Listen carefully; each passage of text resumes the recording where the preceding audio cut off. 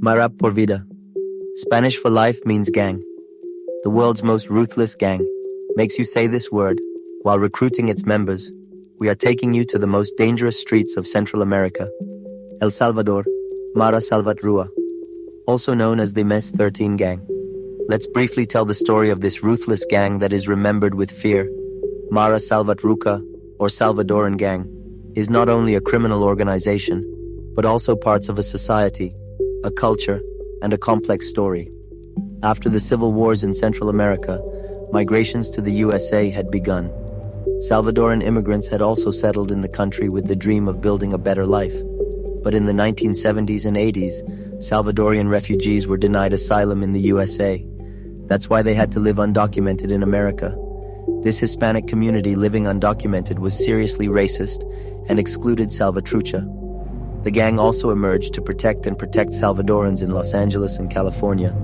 But the gang changed over time, and by the end of the 90s, had turned into a highly organized criminal network. The group's violent and criminal initiatives led to them being targeted by law enforcement, which eventually resulted in the mass deportation of MES 13 members to Central America countries, especially El Salvador. But their deportation made the gang even stronger. They began to show up in other countries as well. They soon became known worldwide for their ruthlessness. The MES 13 fear and loyalty are a common story.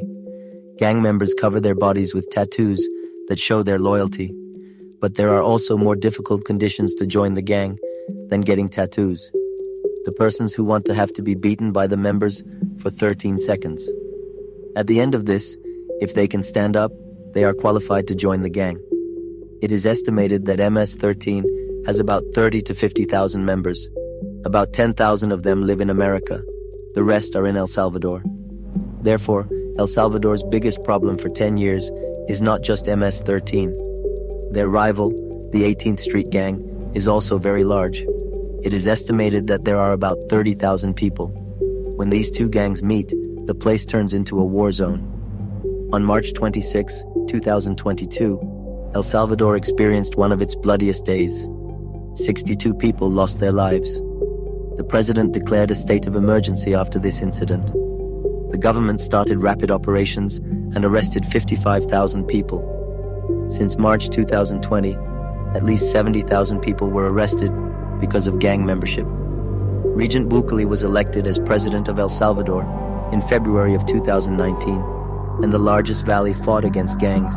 When he came to power, he started to go after gangs, and this gained great support from the people. Secot, known as the largest prison in Latin America, is the greatest symbol of the president's fight against gangs, and it has a capacity of exactly 40,000 people, January 2023.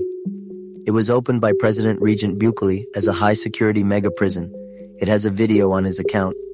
This Kaylee said, "This will be their new home, where they will live in a mixed way for decades, without doing any more harm to the people."